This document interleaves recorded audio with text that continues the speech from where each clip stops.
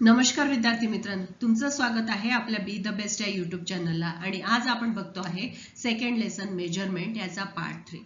आता मेजरमेंट आपण बघितलं आहे की पार्ट 1 आणि पार्ट 2 मध्ये आपण बघितलं की मेजरमेंट म्हणजे काय, त्याचा यूज कसा होतो, वेगवेगळ्या गोष्टींसाठी आपण कोणते कोणते मेजरमेंट यूज करतो, त्याचे युनिट्स काय, आणि मोठं असेल तर आपण कोणतं यूज करतो, आणि छोट्या गोष्टीसाठी टायनी असेल तर फॅक्टरीजमध्ये कोणते इन्स्ट्रुमेंट यूज केले जातात, हे सगळं आपण पार्ट 1 आणि पार्ट 2 मध्ये बघितलं आहे.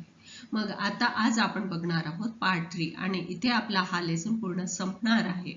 तर बघूया मेजरमेंट लेसन नंबर 2 पार्ट. मित्रांनो, इथे तुम्हाला छानशी एक ऍक्टिव्हिटी करायची आहे. आता ती ऍक्टिव्हिटी काय करायची आहे बघा, तुम्ही घरी पण करू शकता बरं का.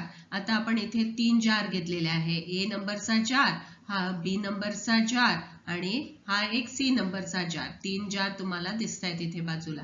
मग आता ए नंबर ज्याच्यामध्ये आपण काय केलं, हॉट वॉटर टाकलं. याच्यामध्ये काय आहे, हॉट वॉटर. ए नंबर मध्ये आपण टाकलं हॉट वॉटर. इथे आपण बी नंबर मध्ये काय टाकलं, कोल्ड वॉटर.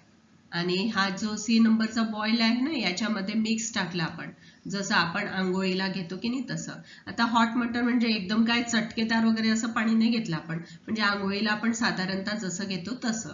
आणि याच्यामधलं फ्रीजचं पाणी घेतलं आपण, थंड पाणी असं. आणि याच्यामध्ये मिक्स काय केलं की याच्यातलं थोडंसं पाणी इकडे टाकलं सी नंबरच्या बॉलमध्ये, हॉट वॉटर मधलं थोडं मिक्स केलं, आणि कोल्ड वॉटर मधलं एक सेम क्वांटिटीमध्ये आपण दोघांनी काय केलं की हे केलं.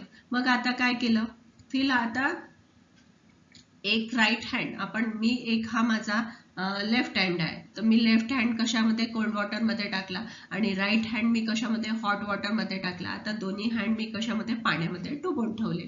आता मग काय होणार की मला सांगा, राईट हँड मी जर हॉट वॉटर मध्ये टाकला तर मला काय वाटणार, हाताला राईट हँडला कसं वाटेल, गरम वाटेल बरोबर. आणि कोल्ड वॉटर मी लेफ्ट हँड मध्ये टाकला, लेफ्ट हँड कोल्ड वॉटर मध्ये टाकला, तर लेफ्ट हँडला मला कसं वाटेल, थंड वाटेल. आता मी नंतर काय करणार, माझे दोन्ही हँड काय करणार, जे मिक्स वॉटर आहे या सी नंबरच्या त्याच्यामध्ये टाकेल. आता माझा जो आधी गरम हात होता, ज्या हाताला मला गरम वाटायचं, राईट हँडला मला गरम वाटायचं, मग आता त्या हाताला मला ते पाणी कसं वाटणार आहे, कसं वाटेल, थंड वाटेल ना, कारण की ते काय आहे, याच्यापेक्षा थंड आहे. आणि आधी जो माझा कोल्ड वॉटर होता, कोल्ड वॉटर मध्ये माझा लेफ्ट हँड होता बरोबर. आता मी तो पुन्हा त्या पाण्यामध्ये, मिक्स पाण्यामध्ये टाकला, तर मला कसं वाटेल, हॉट वाटेल. म्हणजे दोन्ही हातांना मला सारखंच फील होईल का, नाही, अपोजिट फील होणार आहे. मग आता हीच ऍक्टिव्हिटी इथे दिलेली आहे. Now deep both your hands, काय म्हटलेलं आहे, इंटू जार सी. आणि काय होईल मग, she feels hot or cold to your right hand and does the same water feel hot or cold to your left hand. म्हणजे दोन्ही हाताला आपल्याला कसं वाटणार आहे, आता ते तुम्ही मला कमेंट मध्ये सांगा, नाही का. तुम्ही आता घरी ही ऍक्टिव्हिटी करायची आहे. आता मी पुन्हा तुम्हाला एकदा सांगते, आपल्याला 3 जार घ्यायचे आहे. एकामध्ये गरम पाणी, एकामध्ये थंड पाणी, आणि एकामध्ये मिक्स पाणी घेतलं. आता गरम पाण्यामध्ये आधी मी हात टाकला, आणि नंतर जो पाणी गरम पाण्यामध्ये टाकला, आणि नंतर जे मिक्स पाण्यामध्ये टाकला, तर मला कसं वाटणार आहे, आधी सुरुवातीला गरम होतं, मग आता हे पाणी कसं मला लागेल, थंड लागेल. आणि मी आधी काय केलं, आता मी काय केलं, थंड पाण्यामध्ये आधी हात टाकला आणि नंतर मिक्स पाण्यामध्ये टाकला, तर थंड मध्ये होता आधी, कोल्ड होता, नंतर हे पाणी मला कसं वाटेल, कोल्ड वाटेल, नाही का. ही ऍक्टिव्हिटी मजेशीर आहे आणि तुम्ही घरी करून बघायची आहे. ऍक्टिव्हिटी आपल्याला इथे दिलेली आहे बघा. आता तेच जार आहे पुन्हा, जार ए, जार बी. इथे काय आहे, हॉट वॉटर आहे, इथे काय आहे, कोल्ड आहे, आणि याच्यामध्ये काय आहे, मिक्स आहे. आता आपल्याला लक्षात आलं की जे हॉट मध्ये होतं नंतर ते आपल्याला थंड वाटेल, आणि जे थंड होतं नंतर गरम वाटेल. म्हणजे आपल्याला लक्षात येतं की टेम्परेचर आपण टच केलं की आपल्याला माहित होतं. कालच्या एक्सपेरिमेंट मध्ये नाही का, आपण ती एक स्टोरी बघितली होती, कोणती, की तिथे 2 मैत्रिणी होत्या. एक कोण होती, सुरभी, आणि तिची फ्रेंड होती जिया. सुरभी आणि जिया, सुरभीला ताप आला होता, मग जियाने तिला टच केलं, मग लक्षात आलं की नाही, हिला टेम्परेचर आहे. म्हणजे आपल्याला लक्षात आलं, इथे आणखी आपण एक एक्सपेरिमेंट केला, म्हणजे आपल्याला लक्षात आलं की टच केला म्हणजे आपल्याला काय आहे, टेम्परेचर आहे की नाही, थंड आहे, गरम आहे, कसं आहे, हे आपल्याला समजतं बरोबर. हे आता आपल्याला लक्षात आलं. पण मग टेम्परेचर आता टच केल्याने आपल्याला टेम्परेचर आहे की नाही हे समजते, पण परफेक्ट किती आहे, ॲक्युरेट किती आहे, हे आपल्याला समजते का. आपण सांगू शकतो हा हे गरम पाणी आहे, पण गरम आहे म्हणजे किती आहे, बॉईल वॉटर आहे का, की त्याच्यापेक्षा कमी आहे की मीडियम आहे, हे आपण सांगू शकतो. पण परफेक्ट आपण सांगू शकतो का की किती आहे. थंड आहे आपण हे सांगू शकतो, पाणी थंड आहे, गार आहे, पण टेम्परेचर ॲक्युरेट मेजरमेंट कसं काय आपण करणार. मग आता हे टेम्परेचर मेजरमेंट करण्यासाठी काय आहे, एक इन्स्ट्रुमेंट आहे, आणि ते इन्स्ट्रुमेंट आपल्याला माहिती आहे, त्याचं नाव काय आहे, थर्मामीटर. त्याला काय म्हटलं जातं, थर्मामीटर. मग आता आपल्याला माहिती आहे, हे आपल्याला थर्मामीटर इथे दिसतो आहे, हे पिक्चर तुम्हाला थर्मामीटर ठीक आहे, हे इन्स्ट्रुमेंट आपल्याला दिसलं. मग आता हे आपण काय करतो, टेम्परेचर मोजायसाठी आपण हे थर्मामीटर यूज करतो. म्हणजेच आता कशासाठी thermometer is divided use for this purpose, म्हणजेच काय आहे, a separate instrument is to measure. बघा इथे डेफिनेशन दिलेली आहे, a separate instrument is needed to measure the temperature and thermometer is the device use for this purpose. म्हणजे जो thermometer आहे, हा थर्मोमीटर आपल्याला कशासाठी यूज केला जातो, आपण टेम्परेचर मोजण्यासाठी. मग फिल इन द ब्लँक साठी किंवा मॅच द पेअर साठी आपल्याला विचारलं की आपल्याला टेम्परेचर मोजायचं आहे, तर आपण कोणतं इन्स्ट्रुमेंट यूज करतो, तेव्हा आपल्याला लिहिता आलं पाहिजे थर्मोमीटर. बरोबर. आता हे IMP आहे. मग आता हे टेम्परेचर यूज करतो आपण, टेम्परेचर यूज नाही करत आपण, थर्मामीटर यूज करतो, पण ते मोजण्याचं एक युनिट आहे. जसं आपण लेंथ मोजण्यासाठी किलोमीटर, मीटर, सेंटीमीटर, मिलीमीटर, हे जे जसे आपण युनिट यूज केले होते, जसे या युनिट्स आपण यूज केला, त्याचप्रमाणे टेम्परेचर मोजण्यासाठी पण एक युनिट आहे, आणि ते युनिट कोणतं आहे, एक तर सेल्सिअस मध्ये मोजतात, नाही तर फॅरेनहाइट मध्ये मोजतात. हे IMP आहे बरं का, हे लक्षात ठेवायचं. एक तर सेल्सिअस मध्ये मोजलं जातं, नाही तर फॅरेनहाइट मध्ये मोजलं जातं. टेम्परेचर मोजताना इन्स्ट्रुमेंट आहे, त्याचं एक युनिट आहे, ते युनिट कशामध्ये मोजलं जातं, सेल्सिअस किंवा फॅरेनहाइट मध्ये. जेव्हा आता आपण दवाखान्यामध्ये जातो, मग आपल्याला बॉडी टेम्परेचर, नॉर्मल टेम्परेचर आपलं किती असते, 35 डिग्री टू 42 डिग्री एवढं असतं आपलं नॉर्मल जो नॉर्मल पर्सन असेल. आपण सर्वसाधारण टेम्परेचर आपलं 35 degree Celsius to 42 degree Celsius, म्हणजे 35 ते 42 सेल्सिअस पर्यंत आपलं नॉर्मल टेम्परेचर राहते. मग आता आपण दवाखान्यामध्ये जातो, तर तिथे आपल्याला ताप मोजण्यासाठी एक वेगळं इन्स्ट्रुमेंट येते. जसं आपण लॅबोरेटरीमध्ये जातो, मग त्याच्यामध्ये खूप जास्त बॉईल वॉटर असेल किंवा जास्त बॉइलिंग टेम्परेचर कोणतं एखादं लिक्विड असेल, ते उकळणार असेल किंवा त्याच्यातून खूप अशा गरम गरम वाफा येत असेल, मग तेव्हा आपल्याला ते पण टेम्परेचर मोजायचं असेल, मग त्याच्यासाठी वेगळा थर्मामीटर असतो, आणि ते थर्मामीटर 0 डिग्री पासून 110 सेल्सिअस पर्यंत ते कन्वर्ट करू शकते. म्हणजेच आपल्याला लक्षात येतं की जेव्हा आपण दवाखान्यात जातो, मग तेव्हा काय करतात डॉक्टर, जे यूज करते ना, ते स्मॉल थर्मामीटर असतं, ते छोटंसं असतं, ते आपल्या बॉडी टेम्परेचरला जेवढं होईल तेवढंच असतं. पण असे काय आहे, अशा थर्मामीटरला काय म्हटलं जातं, क्लिनिकल थर्मामीटर किंवा मेडिकल थर्मामीटर असं म्हटलं जातं. बरोबर. आता आपण इथे काय शिकलो, आपण टेम्परेचर कशाने टच केल्याने आपल्याला लक्षात येतं की टेम्परेचर कसं आहे, हॉट आहे, कोल्ड आहे, आपल्याला लक्षात येतं. पण ॲक्युरेट आपल्याला मोजायचं असेल तर आपण कशाने मोजणार, ते त्याचं एक स्पेशल युनिट आहे, आणि ते युनिट कोणतं आहे, थर्मामीटर. मग या थर्मामीटरचे 2 टाईप आहेत, एक आहे सेल्सिअसमध्ये मोजू शकतो आणि एक आहे आपण फॅरेनहाइटमध्ये. हे काय झाले, त्याचे युनिट झाले. आता आपल्या बॉडी टेम्परेचर आहे, आपल्याला ताप आला, तर नॉर्मल टेम्परेचर आपलं 35 ते 42 डिग्री सेल्सिअस आहे. मग आता आपल्याला दवाखान्यामध्ये ताप आला, आपण म्हणतो 101 आहे, 102 ताप आहे, मग त्याच्यासाठी जो थर्मामीटर यूज केला जातो त्याला काय म्हटलं जातं, क्लिनिकल थर्मामीटर किंवा मेडिकल थर्मामीटर असं म्हटलं जातं. पण आता याच्याही पेक्षा जे स्टीम मोजायची असेल, एखाद्या गोष्टीची वाफ मोजायची असेल, मग किंवा एखादं किती पाणी टेम्परेचर बॉईल झालं की नाही झालं ते मोजायचं असेल, तेव्हा सुद्धा आपल्याला टेम्परेचर तर काउंट करावंच लागणार आहे ना. मग त्याच्यासाठी वेगळं थर्मोमीटर यूज केलं जाते, आणि त्याचं किती असते, 0 डिग्री ते 100 डिग्री पर्यंत एवढं टेम्परेचर तिथे असते. आता इथे आपल्याला पिक्चर दिसत आहे, हे काय आहे, क्लिनिकल थर्मामीटर. आधी आपण दवाखान्यात जायचो, तर तेव्हा आपल्याकडे असे थर्मामीटर राहायचे. मग आता हे काय करायचं, डॉक्टर सांगायचे की काय झालं तुम्हाला, सर्दी खोकला ताप काय आहे, आपण म्हटलं की कणकण रसरस वाटतंय, मग लगेच डॉक्टर ते आपल्या जिभेखाली किंवा आर्मपीट खाली ठेवायला हे थर्मामीटर आपल्याला द्यायचे, बरोबर. मग आता हे थर्मामीटर मग ते असं झटकून ठेवायचे आणि मग आपल्याला ठेवायला सांगायचे. मग त्याच्यामुळे आपल्याला बॉडीचं टेम्परेचर किती आहे हे काउंट करायचं. मग याच्यामध्ये काय असतो, मर्क्युरी असतो. काय असतो, मर्क्युरी. आता मर्क्युरी काय असतो की हा मेल्ट होतो आणि मग तो जितक्या पॉइंट पर्यंत, आता आपल्याला बघा इथे दिसतोय आपल्याला 35 हे दिसत आहेत ना, 35 37 39 आहे ना. तर मग इथे हे इकडे लिहिलेलं आहे, याचं मेजरमेंट डिग्री सेल्सिअस मध्ये लिहिलेलं आहे, बरोबर. आणि इकडे वरती फॅरेनहाइट मध्ये लिहिलेलं आहे. मग आता हा मर्क्युरी जितकासा टेम्परेचर असेल तितक्यापर्यंत जाऊन तिथे स्टॉप होऊन जातो. मग आपण त्याच्यावरून सांगतो की ताप किती आहे, मला 101 ताप आहे, मला 2 ताप आहे, मला माझं बॉडी टेम्परेचर नॉर्मल आहे, असं आपल्याला सांगायचं. पण पुष्कळ लोकांना ना हे अज्युम करता येत नव्हतं, हे लक्षातच नाही येत होतं की याच्यातलं नेमका मर्क्युरी कोणता, पॉइंट कोणते, हे बघताना लोकांचा थोडासा गोंधळ व्हायचा आणि हे सुरुवातीच्या पिरियडमध्ये राहायचं. म्हणून हे काय झालं, मग आता याला ट्रान्सफर करण्यात आलं आणि आता कसे नंबर्सचे थर्मामीटर आले आणि त्याला काय म्हटलं गेलं, डिजिटल थर्मामीटर. सुरुवातीला हे काय यूज करायचे, हे वालं यूज करत होते आणि याला कोणतं, क्लिनिकल थर्मोमीटर असं म्हटलं जायचं. मी म्हटलं नाही का तुम्हाला, ते आपलं ते थर्मोमीटर बघणं जे आहे क्लिनिकल थोडंसं कन्फ्युजन राहिलं. मग आता हे लेटेस्ट व्हर्जन निघालं त्याचं, काय आहे, डिजिटल.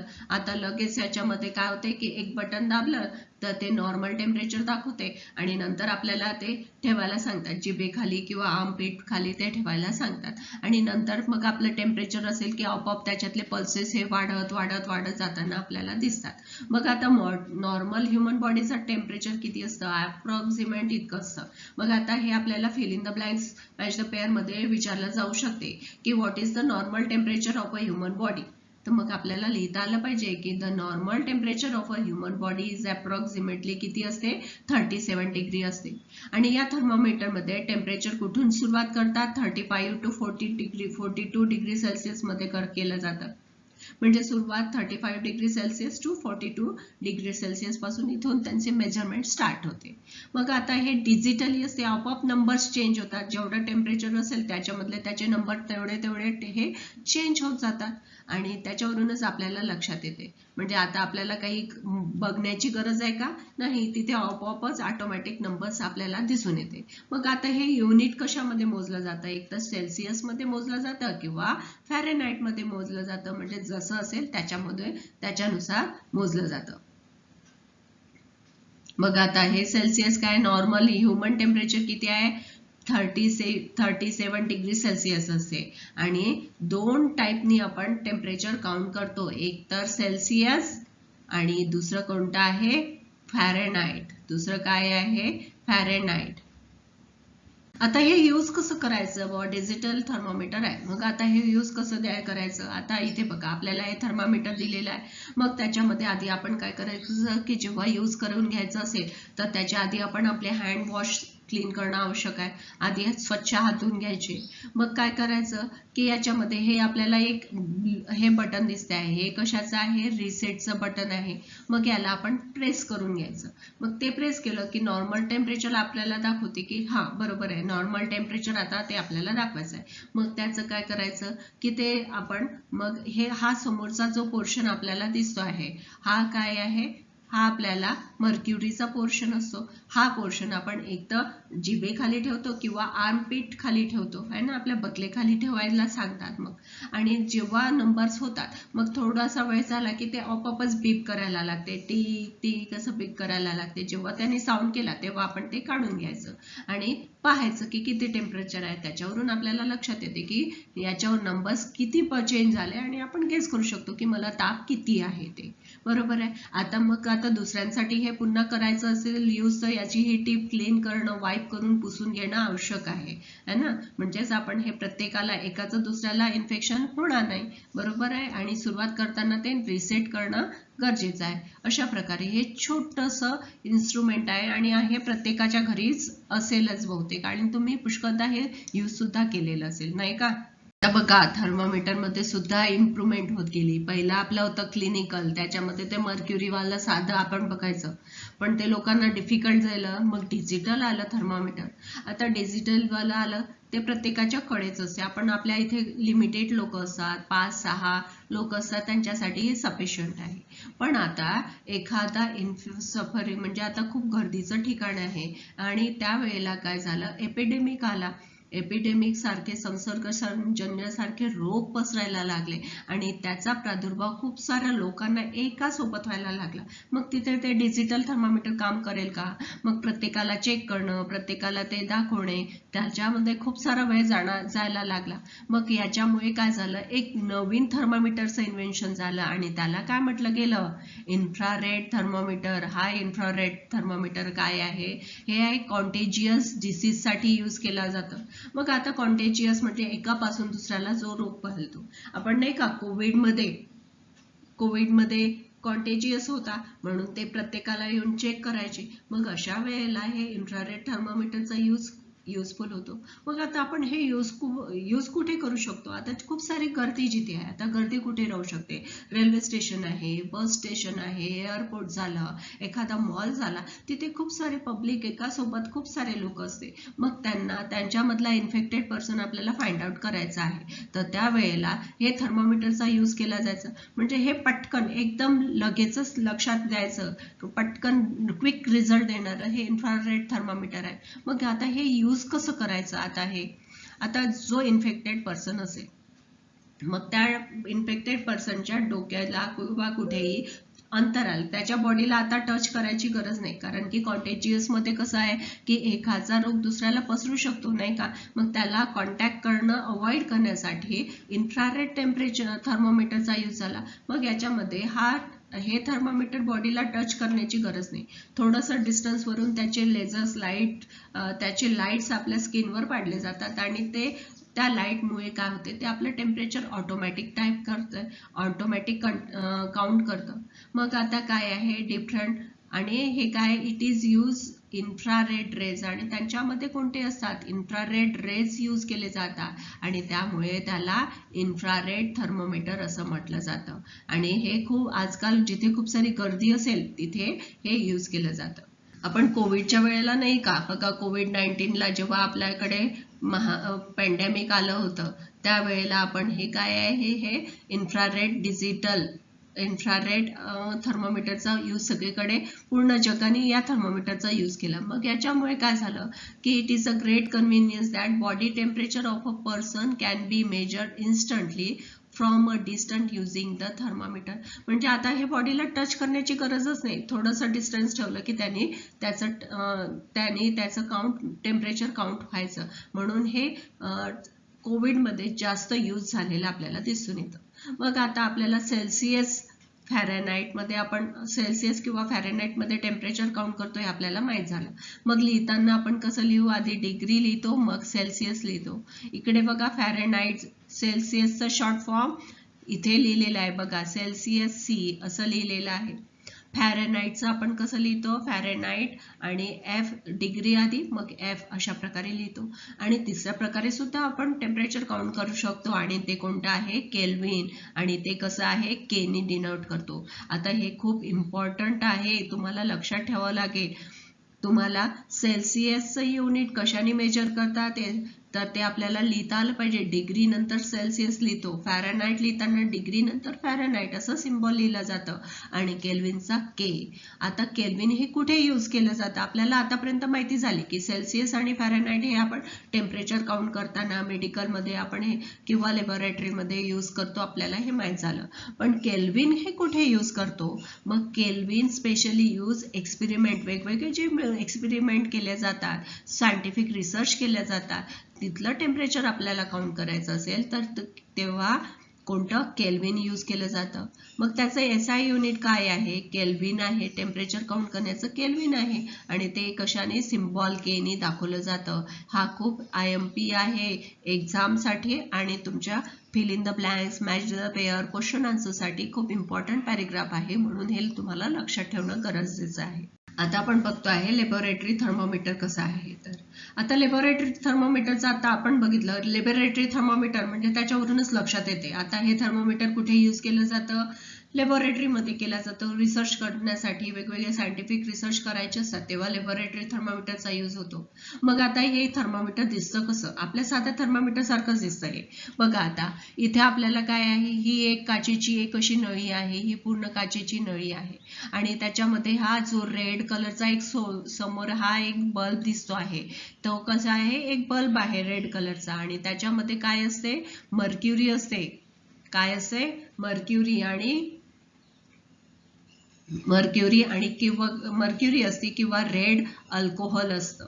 ठीक आहे, अल्कोहोल असतं त्याच्यामध्ये, रेड अल्कोहोल असते किंवा मर्क्युरी असते आणि त्याच्यासमोर एक अशी छोटीशी अशी एक व्हॅक्युम साली खाली अशी एक नळी असते. एक बघा इथे आपल्याला एक अशी ट्यूब दिसते आहे. ही इथे मी इथे तुम्हाला ब्लॅक कलरनी दाखवते आहे. इथे ही एक छोटीशी अशी एक आहे.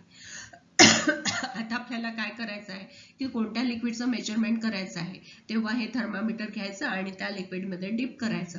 मग त्याच्यावरून लक्षात येईल आपल्याला की हा जो रेड मर्क्युरी आहे तो मेल्ट व्हायला लागेल, कारण की तो टेम्परेचरनी ते मेल्ट होईल. मेल्ट होऊन तो इकडे या साईडला आपल्याला जी खाली जागा आहे व्हॅक्यूमवाली, जी पोकळीवाली खाली अशी नळकांड दिसत आहे, त्याच्यामध्ये हे लिक्विड फैलत जाईल आणि जितकं टेम्परेचर आहे तिथपर्यंत ते जाईल आणि तिथे जाऊन ते स्टॉप होणार.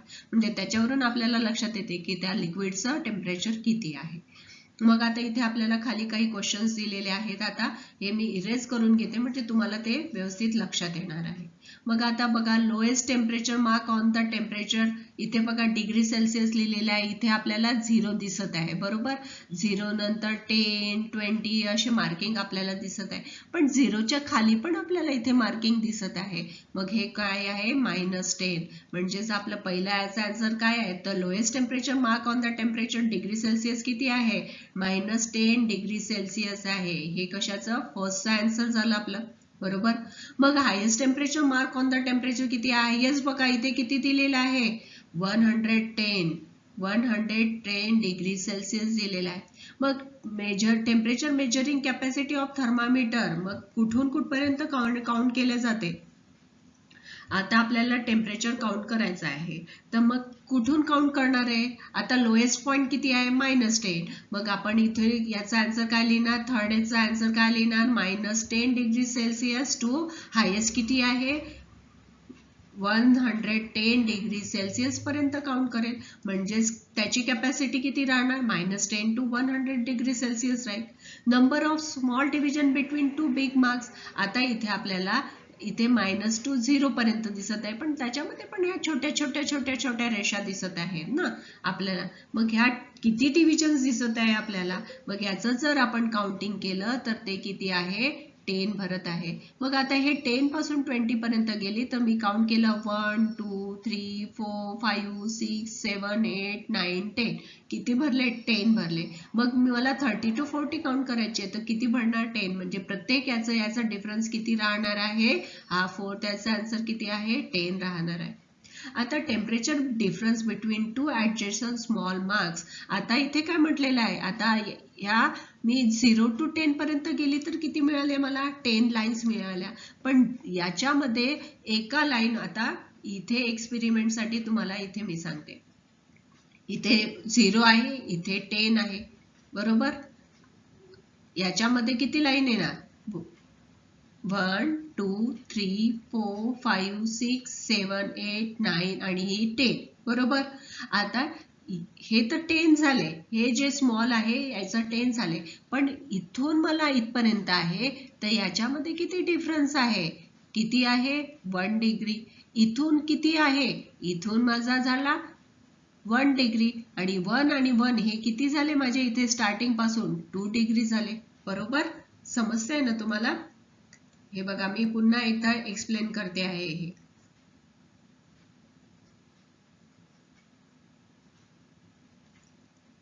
आता मी इथे ह्या स्मॉल लाईन्स काढल्या. हे फॅरनहाइटचा हा 0 आहे, हा माझा 10 आहे. बरोबर, 0, 10. आता याच्यामध्ये किती लाईन आहे? 10. 1, 2, 3, 4, 5, 6, 1, 8, 9 and 10. हे 10 झाले बरोबर. आता पण मला इथून इथपर्यंत जायचं आहे तर याच्यामध्ये किती आहे 1 डिग्री आहे आणि इथून इथपर्यंत जायचं तर 1 डिग्री. पण मला स्टार्टिंग पासून इथपर्यंत जायचं असेल, स्टार्टिंग पासून मला या 2 लाईन पर्यंत जायचं असेल तर टोटल किती झाले 2 डिग्री. पण प्रत्येक याच्यामध्ये डिफरन्स किती राहणार आहे 1 डिग्रीचा राहणार आहे. हे तुम्हाला आलं लक्षात.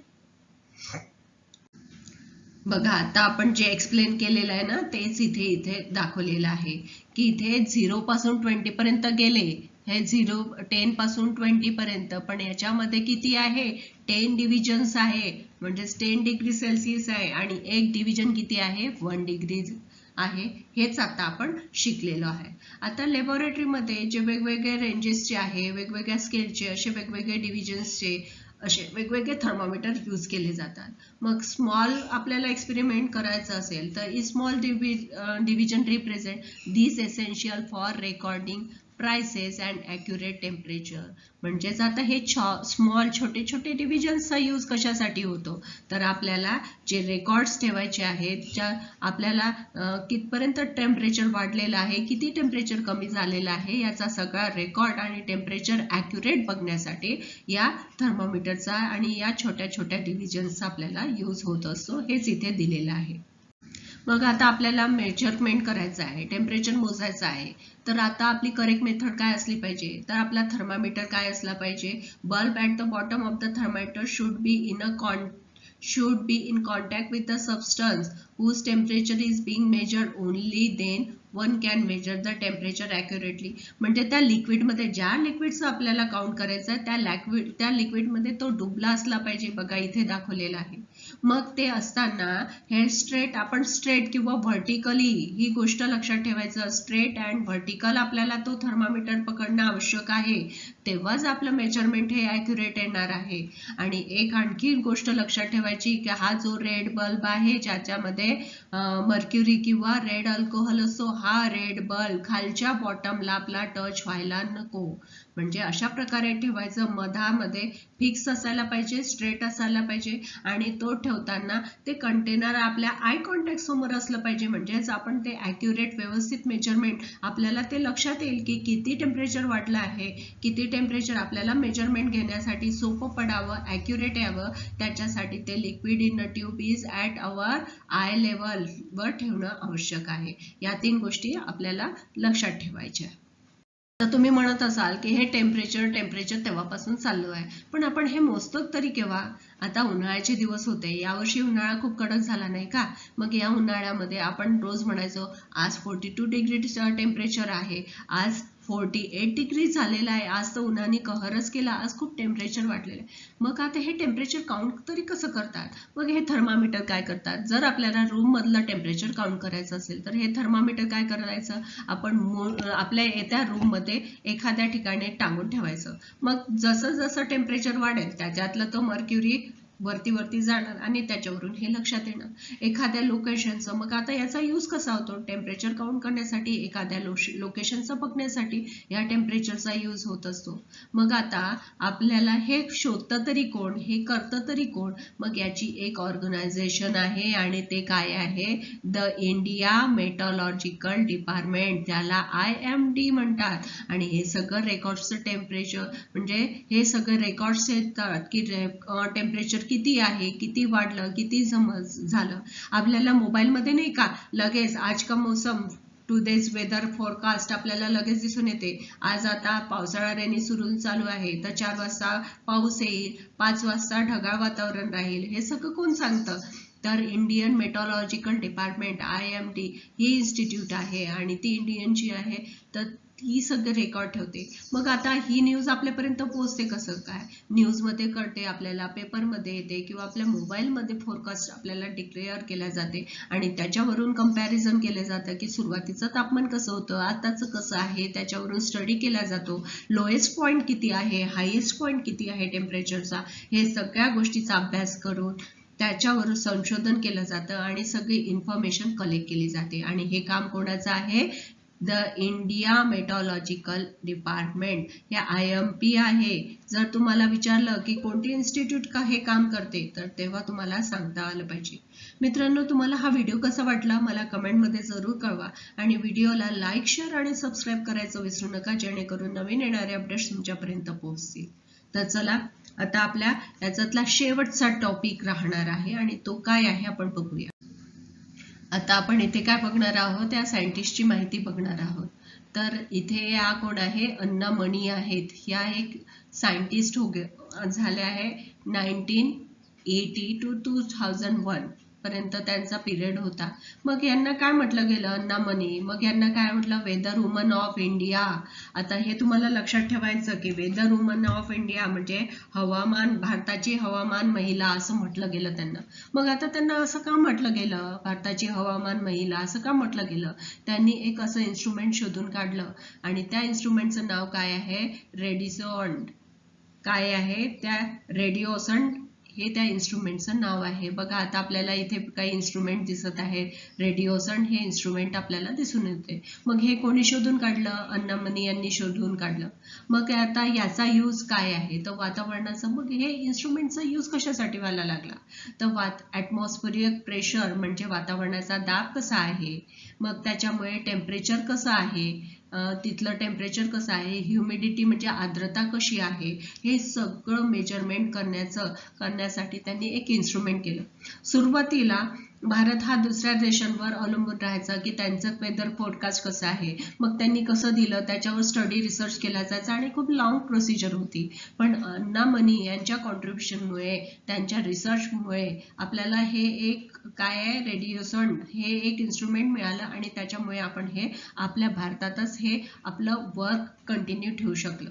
मग आता त्यांनी कुठे आहे, त्यांनी रिसर्च केलं होतं. त्यांनी कुठे केलं research, work at Indian meteorological department. मग हे कुठे आहे, पुणे आणि बेंगलुरू इथे त्यांनी आपलं रिसर्च सुरू केलं होतं आणि तिथे आपलं प्रयोग केले, संशोधन केलं आणि त्याच्यावरून हे त्यांनी इन्स्ट्रुमेंट फाइंड आउट केलं. आणि त्यांच्या कॉन्ट्रीब्युशनमुळे आता इंडिया डिपेंडंट नाही राहिला दुसऱ्या कंट्रीवर. वेदर फॉरकास्ट ते करतील आणि तेव्हा आपण त्यांच्यावर डिपेंड राहू हे नाही. आणि हे कोणामुळे शक्य झालं, अन्ना मणी यांच्यामुळे शक्य झालं. मित्रांनो, ही आपली छोटी असा रिकॅप आहे की आता आपण या लेसनमध्ये मेजरमेंटमध्ये काय काय शिकलो. तर आपण वेगवेगळे सुटेबल टूल्स शिकलो आणि ते काय आहे, प्रत्येक मेजरमेंटसाठी एक्सप्रेस करण्यासाठी काहीतरी टूल्स आहे आणि त्या टूल्सचं काय आहे, युनिट ऑफ मेजरमेंट आहे हे आपण शिकलो. मग आता 5 different units were use at a different places, म्हणजे वेगवेगळे युनिट्स वेगवेगळ्या ठिकाणी आधी सुरुवातीला यूज केल्या जायचे नाही का. इजिप्तमध्ये वगैरे आपण बघितलं आहे की तो आधी स्पॅन होता, नंतर कसं ते इन्स्ट्रुमेंटमध्ये फरक पडत गेला, हे सगळं आपण डिटेलमध्ये शिकलेलंच आहोत. मग आता काय आहे, SI युनिट लेंथचं काय आहे आपण बघितलं. 1 किलोमीटर मतलब 1000 मीटर आहे. 1 मीटर म्हणजे 100 सेंटीमीटर, 1 सेंटीमीटर म्हणजे 10 मिलीमीटर हे आपण शिकलो. नंतर आपण टेम्परेचर कशाने काउंट करतो, थर्मामीटरने करतो. मग थर्मामीटरचं युनिट काय आहे, सेल्सिअस आहे, फॅरेनहाइट आहे आणि केल्विन आहे. मग केल्विन आपण कुठे यूज करतो, केल्विन कुठे करतो, प्रयोगशाळेमध्ये करतो. आणि थर्मामीटरमध्ये काय कशाचा यूज केला जातो, mercury and colour Korcha use केला जातो. आणि हे डिजिटल थर्मामीटर किंवा इन्फ्रारेड थर्मामीटर आता हे मेजरमेंट करण्यासाठी, बॉडी टेम्परेचर करण्यासाठी हे लेटेस्ट थर्मामीटरचा यूज व्हायला लागला. हे सगळं आता आपण या लेसनमध्ये म्हणजे मेजरमेंटमध्ये शिकलेलो आहोत. मित्रांनो, तुम्हाला हा लेसन कसा वाटला मला कमेंटमध्ये जरूर कळवा आणि व्हिडिओला लाईक, शेअर आणि सबस्क्राईब करायचं विसरू नका. मित्रांनो, आपला हा लेसन इथेच संपतो आहे, मेजरमेंट. आता भेटूया या लेसनच्या क्वेश्चन आन्सर्स या व्हिडिओच्या पार्टमध्ये. थँक्यू.